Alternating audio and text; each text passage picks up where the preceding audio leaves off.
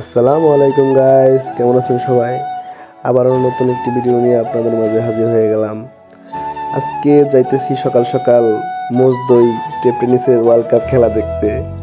সকাল সকাল যাইতেছি তার একটাই কারণ, তার কারণ হলো জায়গা হবে না দর্শকের, আগে আগে যায় ভালো জায়গা খুঁজে বসতে হবে। আর আমার সাথে আছে আমার এক মামা, আর সামনে পেছনে অনেকে আছে বাইকে। বলতে না বলতেই ওয়াশি ব্রিজের সামনে এসে পড়ছি।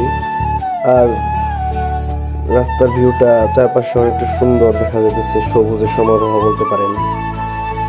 এখন আর কথা বাড়াবো না গাইস, রাস্তার দুই পাশের পরিবেশগুলো এনজয় করেন। একটু পরে আবার আপনাদের সাথে কথা হইতেছে।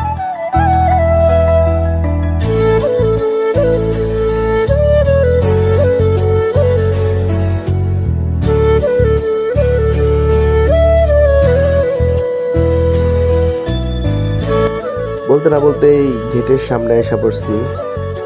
তারপর দারোয়ান মামা বলল যে পার্কিংয়ের জায়গা অন্য সাইডে করা হয়েছে পেছনে। তারপরে বাইকটা পার্কিং করে আমি আর আমার দুইটা কাকা আর মামা সবাই মিলে আস্তে আস্তে মাঠের দিকে যেতেছিলাম। মাঠের সামনে এসে পড়ছি, আর অনেক সুন্দর করে মাঠটা সাজানো হয়েছে।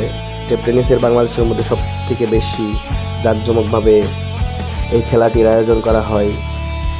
তারপর মাঠে এসে অনেকটা মুগ্ধ হয়ে গেছি, অনেক সুন্দর করে সাজানো হয়েছে। তারপরে ভাবলাম যে একটু উপর থেকে একটা ভিউ নেওয়া যাক। আমার তো ড্রোন নাই, পরে আপনার উপরের স্টেজ থেকে একটু হালকা করে ভিউ নেওয়ার চেষ্টা করলাম। সবুজের সাথে মাঠের আসলে তফাৎটা দেখেন, মনে হইতেছে যে মিশে গেছে পুরা। খেলা শুরু হয়ে গেছে। খেলাটা বলতে পারেন অনেকটা বাজেই হয়েছে, একমুখী খেলা। তারপরে আফিফ হোসেন, ধ্রুবয়ান, মমিনুল হক ওরা আসলো। তারপরে বলতে না বলতে এভাবেই খেলা শেষ হয়ে গেল। একমুখী খেলা, তো 300 রানের টার্গেট আসলে সম্ভব হয়ে ওঠে নাই।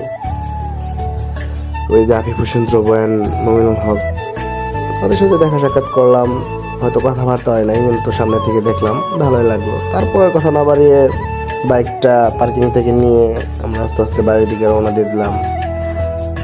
সত্যি বলতে এই খেলা দেখে একটু মজা পাই নাই। ভাবছিলাম যে 220 কি 30 হবে, তারপর ওরাও অনেক সুন্দর খেলবে আর কি। তো আজকের ভিডিওটি এই পর্যন্তই, আর বাড়াবো না। ভালো লাগলে অবশ্যই লাইক, কমেন্ট অ্যান্ড কষ্ট করে একটু ফলো দিয়ে দিবেন গাইস। আসসালামু আলাইকুম।